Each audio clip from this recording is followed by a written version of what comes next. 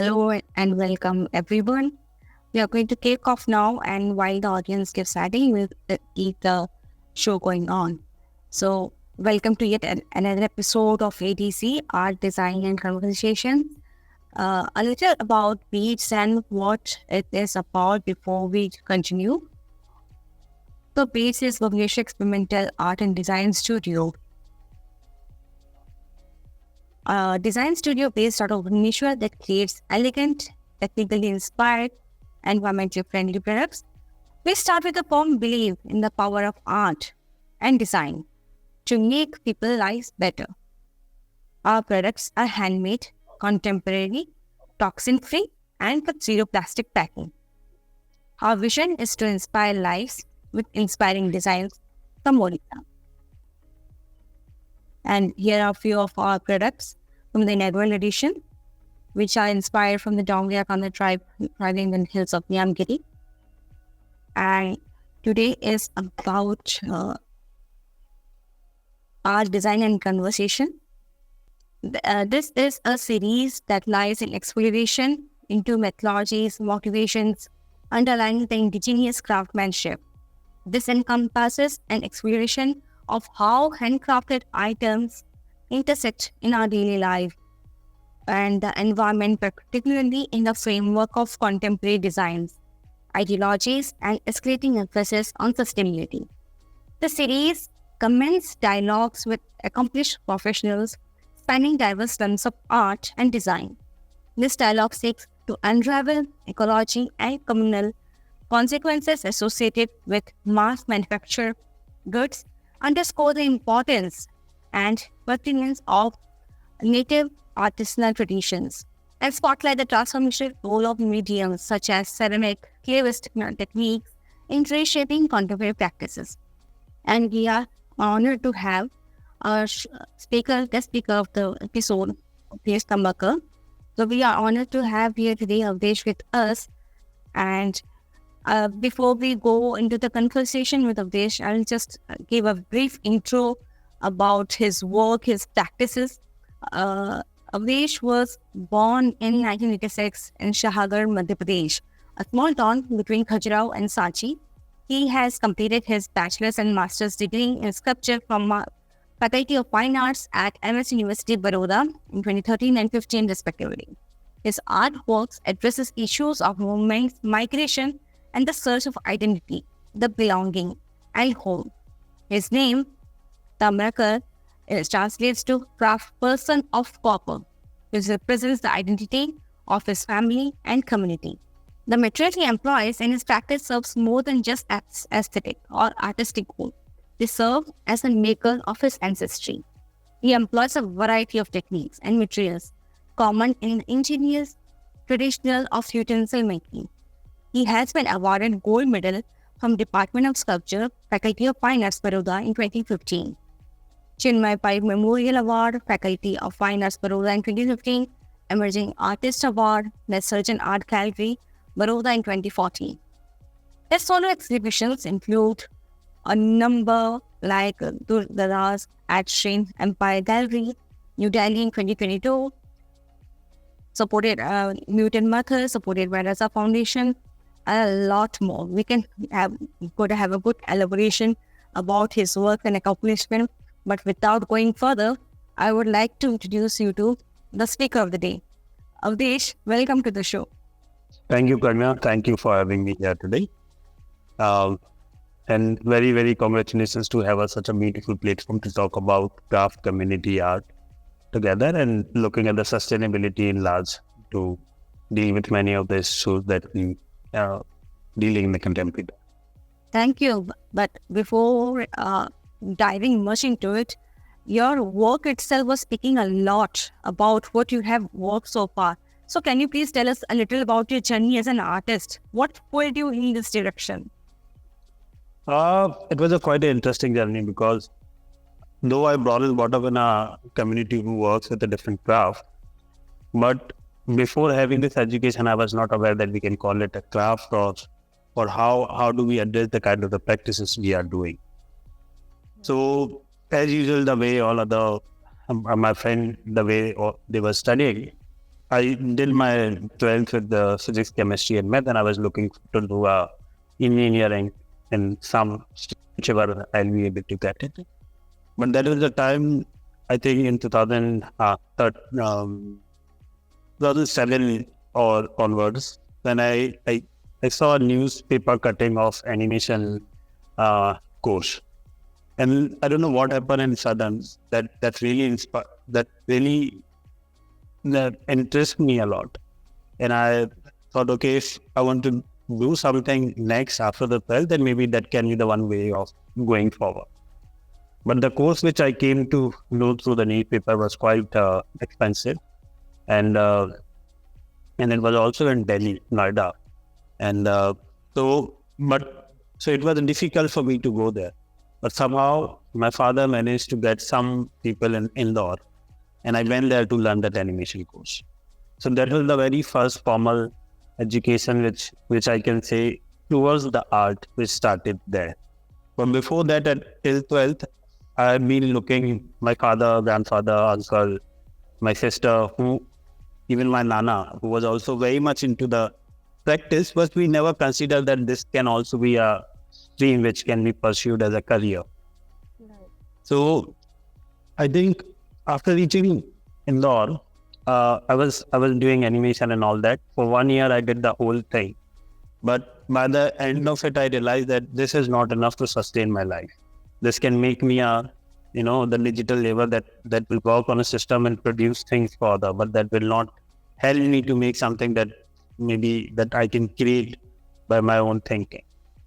So that was the time when I was learning somehow, because at my hometown, we also have a photo studio. So I was having a good knowledge of Photoshop and photo editing, photography and all. So there's some of the students who are coming there to learn Photoshop and all, and they were from the fine arts background, and I was teaching them a bit of it. Okay, these are the different tricks they can utilize in their practice, and they introduced me to the fine arts. And in Indore, there was a college called GIFA, Government Institute of Fine Arts. There I started learning painting for a year, and then I think. Then I came to know about, okay, what fine arts is basically. From there, the whole journey of fine arts began. And a lot of friends, those who were studying there, they had been trying Baroda for a few years, and they were not getting a chance to get admission there. But they have tell stories about Baroda in a so magnificent way that me and another my friend Aditya, we get so impressed, and we thought, okay, if you want to continue our education and fine arts, then we should look for that college. And then we both tried, and luckily we both managed to get admission in Baroda.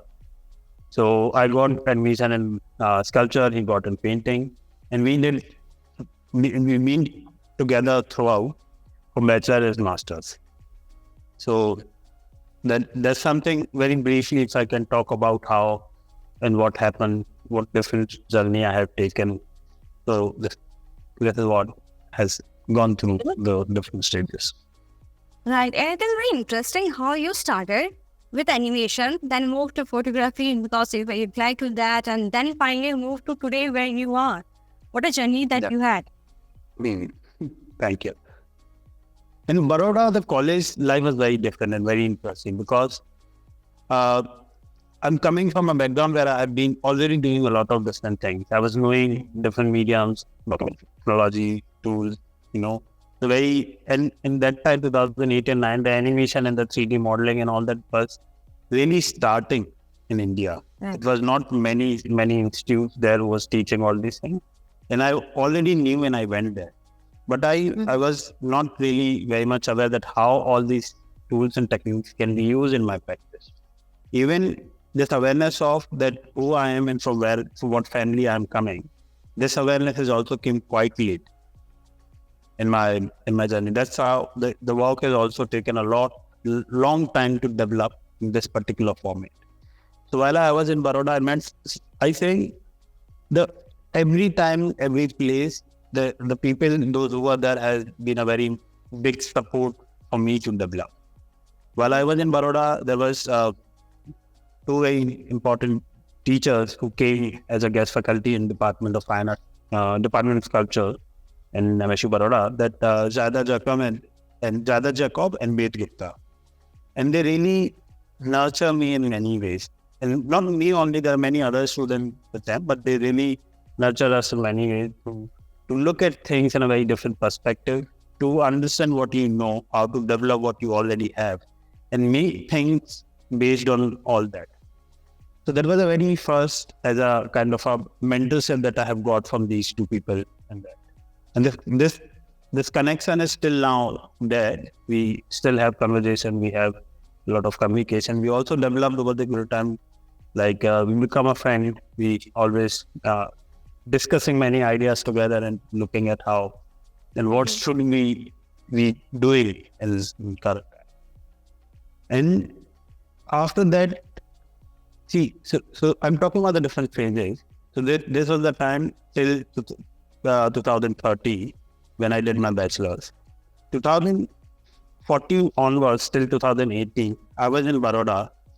After my master's, I was practicing there, trying to do things based on what I have learned through the college. And in this particular, all the friends who were there, who I made during the master's, they've been a very big support.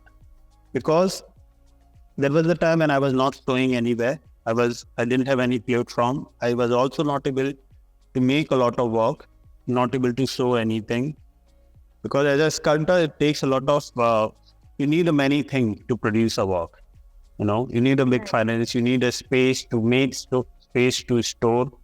You need so all these such kind of resources you require. Right. But except being these resources, those friends, they have been a very big support, because when I was not able to make things, they were there to discuss, to improvise, to improvise and to see what other people are doing. So this whole creative communication, this creative manthan had been happening till 2018. And from 2018, I got a chance to teach in SN School of Arts and Communication, and that is in Hyderabad University. Mm-hmm. And from there, my practice has taken a different turn. From there, when I went there, the kind of understanding, because when you teach, you ask a lot of questions. And those questions also help you to refine your practice. And also, those questions, you also started asking to yourself. Mm-hmm. Are you able to know those things in your practice? Are you able to understand? Are you able to answer these questions to your practice? So that communication with, conversation with the students and the faculties, those are there, has been very helpful. And that really, that you can see in my current practice, that what is visible now. Right. This is overall the basic development what has happened over the period of time. Right. It was like walking through the journey of evolution of your work practices. How you are drawing inspiration from your memories, the history of the people that you are meeting. But I have also seen that you have brought down those memory and the history of those places in your work, and it has evolved much further ahead. Yes. Please, can you discuss a bit on that? I think if we talk about the memory, association, and history, these are something which I have been always engaged with in many ways. Even the way I'm trying to narrate my story, there is 2-3 different parameters that I'm keep on mentioning. The one is time, the another is place, and then the third one is the medium, material, or the people that I'm really trying to refer again and again in my composition. So in the same way, when I'm making a work, when I'm trying to practice, these 3 different parameters was always present there. Though I was not very much aware of it, which the awareness has come quite late while during, like when I'm practicing, discussing and all that came quite late, but these awareness was somehow there from the very beginning. So so just to talk about the example of it, when I was working in my master's first year, I started looking at different floors and walls. So I started looking at the impressions on what generally been left on the floor, on the wall. They talk about some incident, but what particular incident that we don't get from them. But they talk about they are the witnesses of something which happened there over the period of time by someone, and then they have been left alone, or left ignorant. So that those kind of small marks making which were happening on the surfaces and then around, on the people, on the material, that I've been registering and looking at. And that was somehow, over the period of time, that has become the main theme of my practice. So if you see my very early work, which I did in Master's first year and Master's second year, I have recreated floors, 𝗠𝗲𝗁𝗀 floor, which had been placed on a wall, and which had witnesses a lot of marks, of every day. So what happened is that the story is there, but what story is that we cannot say exactly. We have to make our own story by looking at these things. So this is how something which was happening in early phase of work. And the same understanding has developed over the period of time, and that what reflecting in my current practice of work, where these mark making or something that memories and histories, which were very subtle, not very direct in my earlier work, has become very direct and strong. So now when I'm talking about the surfaces or objects which have been ignored, or something which have been not seen, though they are very much available to us on the surface, but if we have not seen them in that way. And similarly, the craft which I'm talking about is something which is very much present in and around us, but we don't really give that importance to that. So that somehow that connection is there, and then got a bit more specificity in the work, in the subject, which is now currently I'm working on. Right. Like we are now mentioning about your current work. So I would like to ask that your recent work of The River at Dusk and 𝗠𝗲𝗁𝗀 delve into stories and tales of your community. The 𝗃𝗃 of Shahagad in Madhya Pradesh, known for their brass and copper utensils. So how do you view their work in context of your practice, or how have they influenced you? I think to talk about these work, I'll just briefly give an introduction of how and when I started doing these work, and I'll show the images and I'll talk about the work.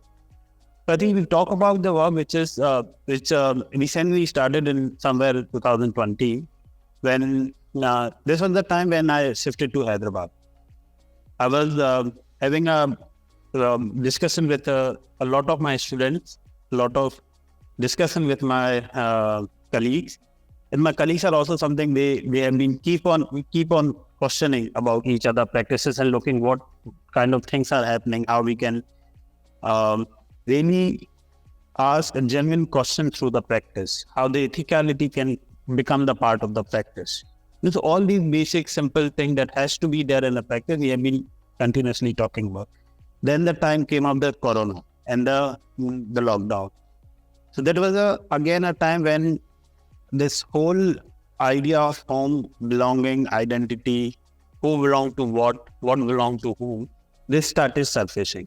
And this was also a time when, I've been listening a lot of stories with my grandfather and my father, My grandfather is a very good narrator. He talks a lot. Always when you sit next to him, he will, narrate a story of this happened that year, how happened, we used to live like that, and we used to do things and all that. And he's also a very self-made person and he did a lot of work in the craft, in this particular craft. Mm-hmm. So this was the time when I've been also listening to a lot of his stories. So he used to narrate stories as, actually we are coming from a community who make brass and copper utensils. Yeah. And he's the one who has really influenced the current style of utensil making in the region. Interesting. So when he was making or redesigning the pot, generally we used to make a pot to store water. and we call it here gund. Okay, Kals, we also, a lot of people call it kalsa, we call it gund. So he designed a different way of making it. So there was a time when my papa, my uncle, and my grandfather, along with my mother and grandmother, working in that. So it was a whole family craft and business, and that craft is also somehow making the identity of the family. We also called, as you mentioned, we called Tamrakar. So Tamrakar means the person who worked with Tamba, copper. So what is happening here? There is a community, or there is a person who is known by a material or a material-oriented craft. Right. So there is this very interesting interlink between the material, medium, form, shape, and this was also a time when my grandfather was talking about what used to be there earlier and what is now not happening. And in this particular time of Corona, of course, we have been noticing and seeing that there is a huge decline in this practice, because now we don't really use the brass and copper utensils in our homes. So this craft is part declining. But this particular time, it has declined very much. And a lot of people, even my uncle, who was earlier working and practicing in this craft, has now came on an age to left it. Because it's very difficult to sustain all of it. So all these stories was coming there. Then from there, my end, I keep thinking about the identity, belonging home, this relationship with me and my grandfather, the history, memory. So all these things were coming together in a convection. And there was also a time when during the teaching, we were looking at many different practices of different artists, how they have evolved, what led them to think about a material can become a medium, or a material can become any image, a material can become a concept. So all these kind of things were happening. And this was also a time when I was also reading a lot about 𝗔𝗿𝗁𝗍𝗺 and Mrinalini Mukherjee, because they are hugely inspired by different craft practices, and they have used that craft practices or include that craft practices to make their artwork. So they can talk about the community, they can talk about that practice, they can talk about that medium, and they can, at the same time, they can also create a new image, which also represent them. So this was a very nice junction which was happening in that practice. So, and like this only, the main things were happening at the same time. Suddenly my grandfather started telling me a story of a place called Panchamnagar. And this was a place, he said, we have been hearing this name, but I didn't notice earlier how important this particular place holds in the family history. Then he started talking about this is a place from where we belong. Okay. We are coming from that place, but now nobody lives on that place. That place is completely abandoned. So the first thing, we belong to some place, and now till 30 years, I don't know about it. Another thing, that place is completely abandoned. So then again, a lot of curiosity happened, a lot of new questions came. What happened? So all these inquiries started coming. And this place is very near to my current hometown. So then we started having conversation about this place. So this is a very starting point when I thought, okay, earlier I've been talking about history, memories, and association, especially on all the places which are not very noticeable, or something that is very mundane, very easily available around us, but we don't really look at. So now my class and my community is also becoming like that. So this is how somehow I correlated, and I started talking about looking at these craft practices, and then I started documenting. So for almost 2 years, I did multiple visits to Panchamnagar. I did multiple recording and talk with my grandparents and all the people who are living in and around the places who somehow associate them to that particular village.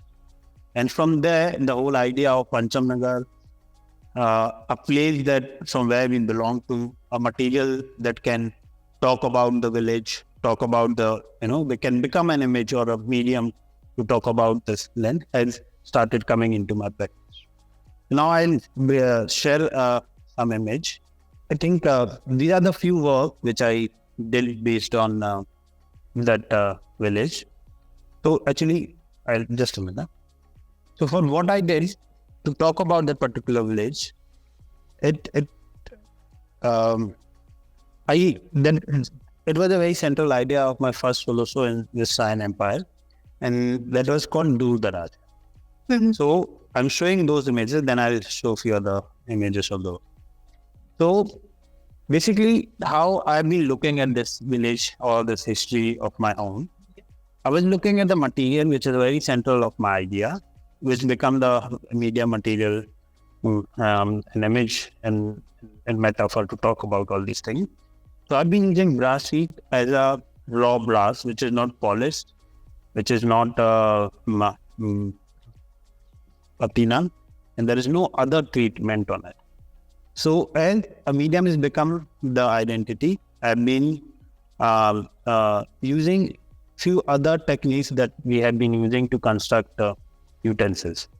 So as you can see here, these dots, some other part which are becoming the part of the landscape, are tin. We also know tin by some other word that is called 𝗠𝗲𝗁𝗍𝗍. Mhm. So if any of you remember in the old utensils, brass or copper utensils, especially cookware, we used to apply a silver kind of a coating inside this utensil so we can cook any kind of food in it, or we can store food in it.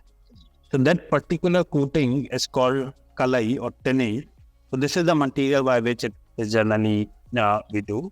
And there is other material which we use to join different pieces, metal pieces together.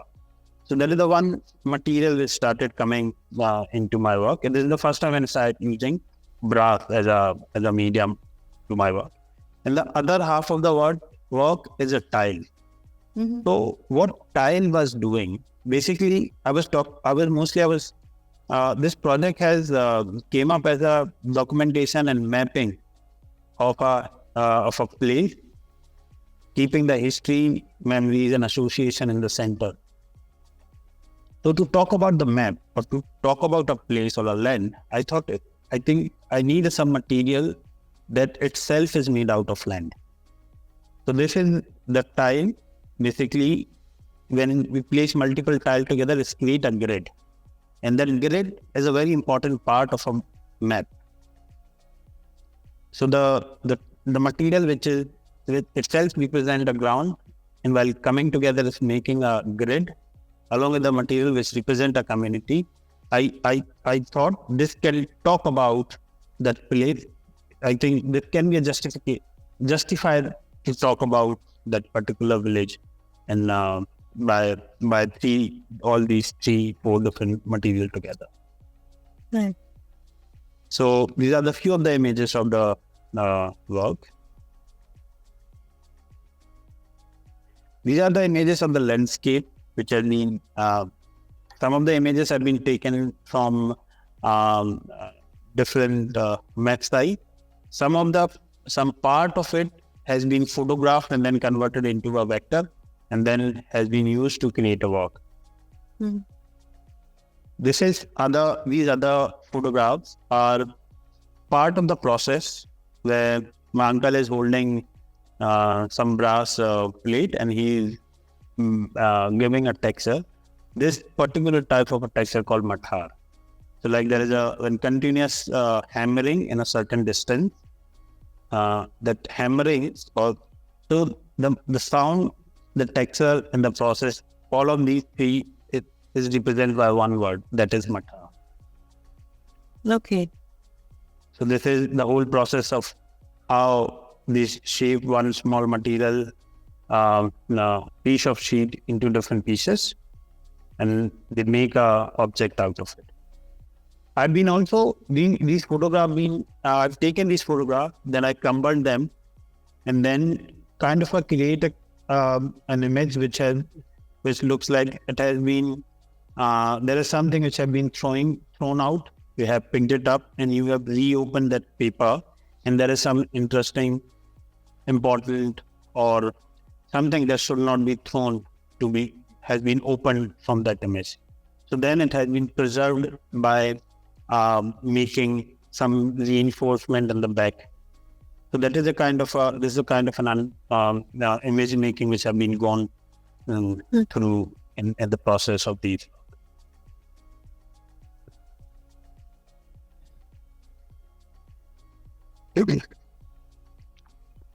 This first show, which was which talked about the place Pancham I titled it as a 𝗔𝗿𝘁𝗃𝗃 because something which is far and distance, we don't know what will happen to that place, but we know that is there in a distance, and the distance is can be anything, So by keeping that in the mind, I thought to having a title of 𝗔𝗿𝘁𝗃𝗃. Another particular interesting thing about this village, Pancham is that people remember this village by only 2-3 things. The one thing is that the community who have been working here. So people have a very strong association with my community who was working there. Another community was Kumhar community who were making a lot of earthen pots and all. Another thing they remember by is they said here was a gatta factory. So gatta is a very thick board paper, mostly board, thick board, paper board. So that used to be, there was a factory that they were making there somewhere around 150 to 200 years ago. That long. And now there is nothing. The whole village is completely abandoned, broken houses, pieces of it is there. They have government have constructed a dam there, so the half of the village is completely submerged into the dam. So there is a temple, 2-3 temples there, very old, which has a miniature painting into it, but completely abandoned. So all these stories, which has somehow become the part of the work.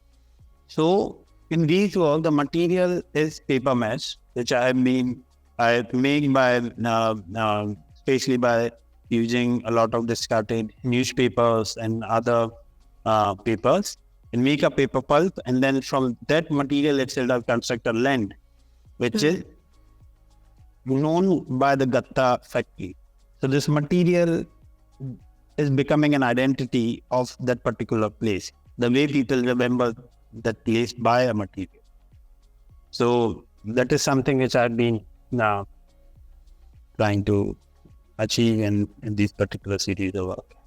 Right. So 𝗔𝗿𝘁𝗃𝗃 was encapsulating a lot of memories, the stories of the one Pancham Nagar and all the history that was associated with that. Yes. So mostly it was also kind of a mapping, I don't know, like working with the community to talk about a craft is a very difficult thing. And it also comes with a lot of responsibility. How do you define these small things where they are being associated to the practice? It has a lot of difficulties to talk about it in a way that where you feel you are able to do a justice with the craft. So I'm in the process where things are slowly developing. And I feel I can now talk about all these things in a much better and greater way that I was not able to do at that particular period of time. So to talk about, but I wanted to talk and address this issue. I started mapping my family history, because if I want to talk about the community or the craft, my family or me having a privilege to belong to the same community. And if I can talk about and trace the history of my family, my community, because all the people who are living in my current village are coming somehow from the same village. So at least I can represent this small group of people to talk about this craft. And now my practice slowly shifting to talk about looking at what they produce, how they produce, what goes into the production, how they live, what is their way of living, how the studio, workspace, material, and all these things comes together, and what goes into all of it. So that is slowly is coming now in my practice. These are the other individual work which were the part of the show.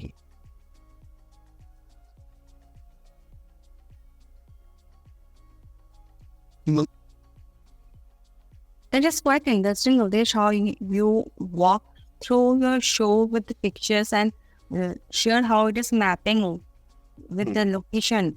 Now, I have a query for you now. For someone, you are someone who is associated with the artisanal community and have used crafts heavily in your work. So what advice would you give to contemporary artists and design who want to engage with artisans for their work? You had a privilege, like you mentioned now, you had a privilege of coming from the same community. What about others who want to engage with artisans for their work? How can they go further? I think we are always, especially when we are working, when we are making something, the whole, there is, in any way, there is some craft involved into the making, And the only thing is that sometimes we are aware of it, sometimes we are not aware of it.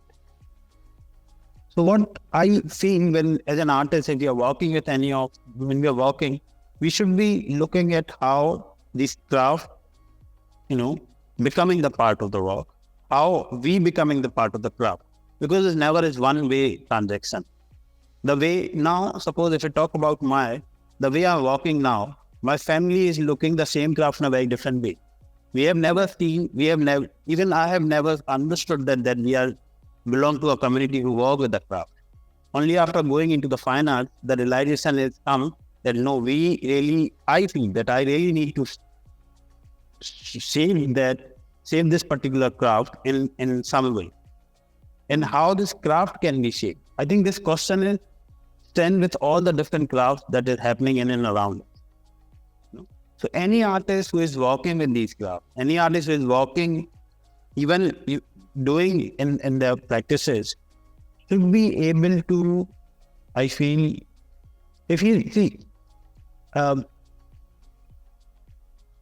giving new life to the craft is a very different thing. That takes a lot of effort, and if anyone can do that, should do that. And the redesigning of the things can be done. I think that is one of the best way to work with any craft and to give back to the community and to the craft. But if someone is not able to do that, at least they can, if they're using the craft, they should acknowledge it. They should document it and try to restore it in some form. And it should able to, extend it to the newer audience. That is something which I feel any artist should be able to do that. Absolutely. Crafting something new, redesigning and bringing it takes a lot of time, research, and it develops over the time. However, when one is using the art of a community, they need to get that acknowledgement to the community to help them uplift, or at least the word should be spread. I think, more than time and effort, I think it's much more greater responsibility when we are trying to talk, like trying to do any kind of redesigning for any craft. Because any craft is not developed in a day. And when a particular community is associated with it, the whole livelihood of that community, whole culture, custom, belief, everything is very much related, very much, overlapping with that practice, So when we're trying to talk about the redesigning of that craft, we really need to see how ethically, honestly, and, in a very sustainable way we can do that. If any such kind of things are able, if we are able to come up with such kind of solution, then I think it's much better. That ecosystem should be developed within the redesigning and the craft. So,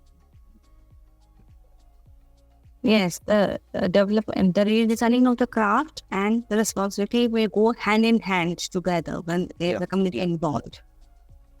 Yes. Even if I talk about something very different from what I do, though I'm talking a lot about how I'm thinking continuously how ethically and how honestly I can give back to the craft. Because now as an artist, I'm working and talking about the craft. This is a one-way process. I'm just taking influences, references, history, memory, association, and using in my work. I'm not giving anything back to the community and in a very direct way. Mm-hmm. So what me and my wife has started doing, because there is, see, every time when we talk about the craft, there is the livelihood attached, and there is a product commercial aspect is very much attached to it. And if we really understand this whole trade, we can give any kind of a good solution to that, to create some sustainability. So what my wife and I started doing, along with my father, grandfather, and uncle, who has a great skill, but now they're not into the making of utensils because they become old, and now they don't have the whole system of making, selling, and having this whole cycle again. So what we started doing is we started making small products with same skills. Right. So we're making small jewelries with brass and copper, using the same techniques what my whole family knows. And just because the size of it has become smaller, they can do easily without making their body tired, and they can keep developing their small product. And then what, as an artist, and my partner with Sonali, she's also coming from a design background, we can become an extra hand to create a chain where we can do marketing, supplying, and other things for that. So this is a other way which we trying to do it now. So when any craft is, suppose someone is working, I know many of my friends is coming from the craft background and having a multiple career option. They doing their practice at the same time. They redesigning their existing craft. They redesigning their existing that, or employing that knowledge what they already have to make something that can create a livelihood to a lot of people who have skill, but they are not doing, and they are not able to use that skill. So in my whole community, there are a lot of people who have a great skill, but to use that skill, they have no scope, no platform, or they don't know how to do things with that. So that gap, what question you asked, I think that gap as an artist we can fill, or as a designer we can fill. We can become the step for them to go further. Absolutely. And there comes the responsibility that we are talking about. Yeah. Great. Now we know that Awdhesh is having the artist, and he is also the artist and also the one who is thinking beyond his practice to bring out the community through the small jewelry making that we are expected. So what more can we expect from Awdhesh in coming days? Is there something new and exciting coming up, lined up? There are many things which are happening right now. Now there is a new show coming up with Indian Ceramic Trinale. So there is a new work in them. And as well as now I am at my hometown. So I'm continuously working with my father and grandfather to how we can redesign few of the things that was there earlier and now they are not in the market. So we somehow trying to balance both of the things together and looking at how things can go together. Wow. So audience, now is the time that if you are having any question, you can shoot it up. So the platform is open for you. You can raise your hand, so I can unmute you and you can ask your queries.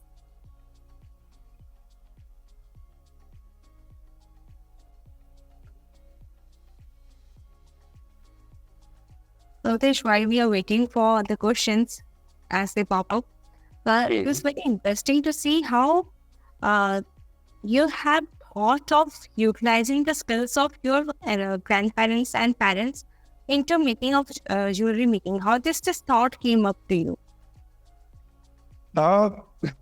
This came up because, as I said, when I was using the whole information into making my work, I always thought this is becoming a one-way. It's like I'm being privileged, belong to the community or accessible to the community, and just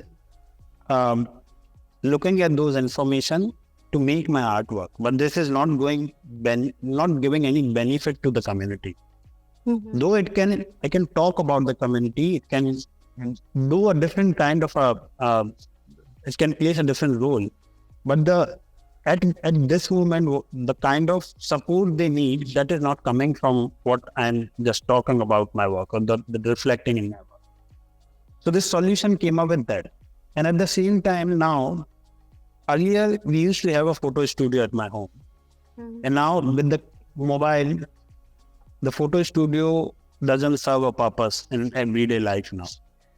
My uncle, who was only practicing this craft, as the sale of the brass and copper utensils has become very low, he cannot sustain his daily livelihood, or they cannot only depend on the particular craft. He started looking at many other options to do other things. Having a great skill, he left that. He becomes something which doesn't require any skill. And the same thing has been, a lot of people are doing. A lot of people, they were making something very beautiful, something very useful, but just because that product is not being sold, their skill has become useless. Because they're also limited to a place. The exposure of them is very limited in a place. And as an artist or as a designer or the people who have been traveling and looking at many different places, they can fill this gap. They can be there and they can create a chain, where they can we can be the chain who make the things forward or supply, Right, absolutely. We can take forward their crafts to move to new locations, new people, and it can reach out to more people with that.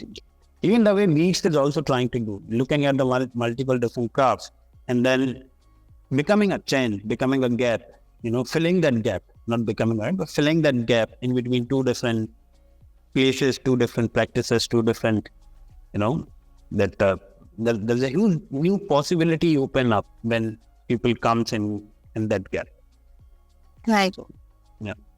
We are making a humble attempt. Same here. Right. Audience, while this is very interesting, like Awdhesh, and we will keep going talking. We can go on for hours. But if you have any questions, please do interrupt. And this is your time to take it up.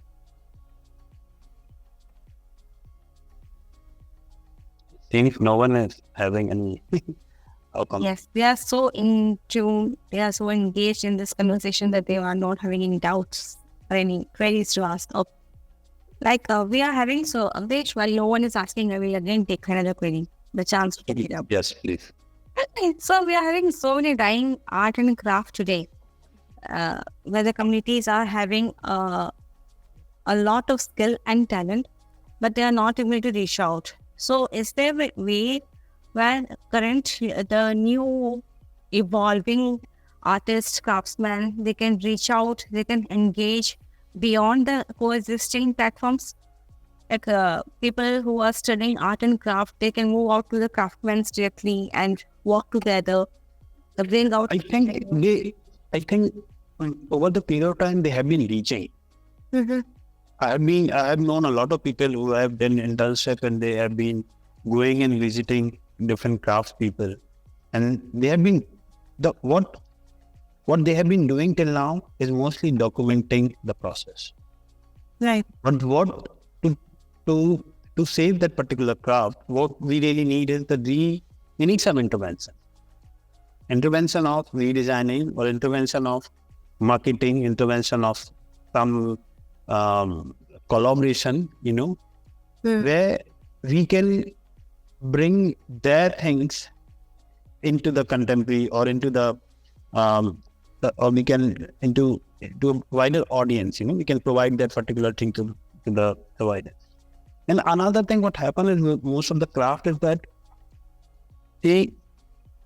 these crafts were developed some years ago, many years ago, and they have been serving a purpose.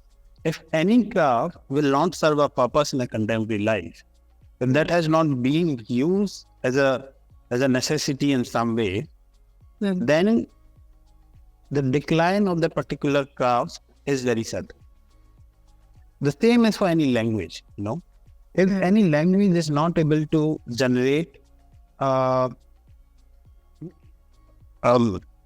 any jobs based on that language, then the language has a very difficult to sustain.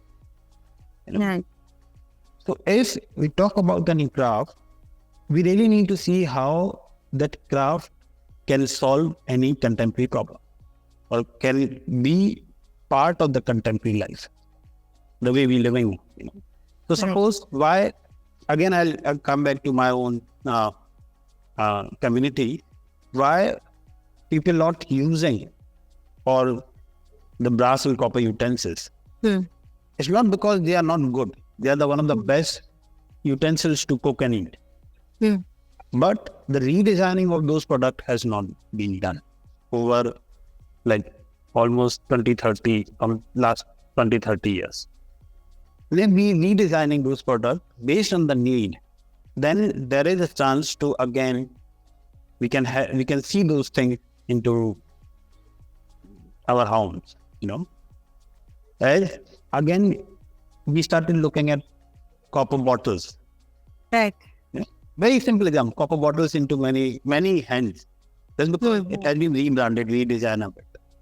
Right. So in the same way, whatever craft and we're talking about, we really need to see how that skill or that products can become the part of the contemporary life, how it can suit the need of today. If as an artist and designer, I feel that if we are able to look at or understand this particular thing, it can be helpful to become that link in between the craft and the. Of course, there will be many other way as well, but this is one thing which I'm talking about. Absolutely. Copper bottles are the classic example how it got rebranded. It was lost. It was lost. Absolutely. No one was talking about that or using that. And suddenly all of us are now having it in our house. Even restoring water in a copper pot is something which had been used for centuries, and from the last few years it has been lost. Now still people are looking, okay, maybe within our they need a copper tank. All such kind of things are there. So that things are there. Yeah. Okay. Now that there are no such questions from audience, time to wrap up. There is one. Time. Oh, we have one. We have a query. Yes, Hello. please go on. I think I'm audible. Yes. Yes, you are. My question to Awdhesh is that is there a necessity of technological advancement in these craft works, where the craftsmanship and the essence of it is still there, but it becomes more accessible? Like in case of 𝗔𝗿𝗁𝗍𝗪, who created a ASU machine for weaving in Pochampally. He created that machine for his mother, and he sort of mechanized one part of that craft, still keeping the essence of the craft. Like, do you think there is a necessity of technological advancement in crafts? I don't see, by using the word necessity, I'm not very sure. But of course, there are advantages of using the current technology. If anything that the practice that we use, and if we also look at any craft, they have been evolving. They are not the same from the time they have came into the conception. They keep on evolving with the time and the need of the time, So if you also use a bit modern technology and tool, it can be helpful. Until and unless they should not hamper the authenticity of the craft. If any way, if that can be the part of it, it can.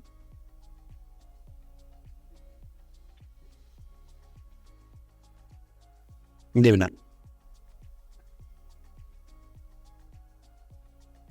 Vardhan, I hope you got a response to your query. So, suppose if I extend my answer a little bit more, like suppose we talk about the pottery. Earlier we have been using a wheel which we used to move through by a stick and hand. Right. Now we use motorized wheel. But the wheel doesn't really affect the form much, because the form is coming with the hand and the coordination with the hand and the pot and the clay, Such kind of intervention is coming. Suppose earlier people used to have the other traditional way of firing. Now people also use gas kiln and wood kiln and all that. And they also evolved over the period of time. They helping the process to make it faster, cheaper, and while maintaining the form and originality of that craft. If any such intervention is coming to the technological thing, then I think why not? Why not to use it? Yeah. Thank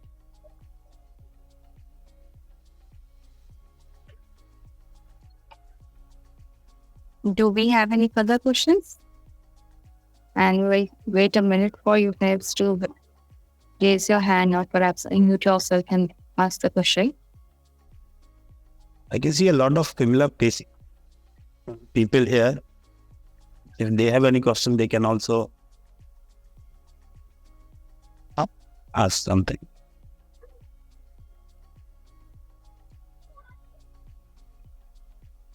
Yes, we do, sir. Just nice.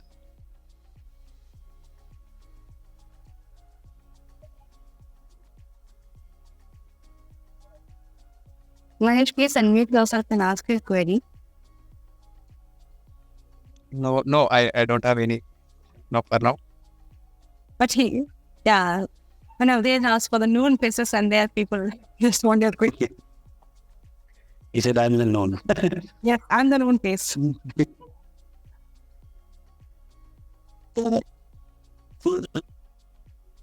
Okay, in case of no further query, I'm bound to wind up the show. Thank you, Awdhesh, for your time. And thank you, Pragya, for having me. It was really nice to be here. It was interesting. Discuss about it was such an interesting journey to know about your entire journey, how it had moved on, how pandemic brought a new thought process in you that you will bring the story of your ancestors, how they had moved from Panchamnagar, the story related to that, and bring out a show from that. It's quite interesting to talk all about this. Thank you. And for all who are here started in the middle or something, you can always watch out this entire episode on YouTube that is going to be shared in a couple of days. You can check out Studio Beat on YouTube, and all the series of different speakers are already in the channel. So stay tuned for the next episode of AGC as we bring another speaker who is going to throw eminent his light of knowledge and experience with all, share it with all. Thank you so much, everyone. Thank you, Awdhesh, for being here. Thank you. Lovely. Thank you very much.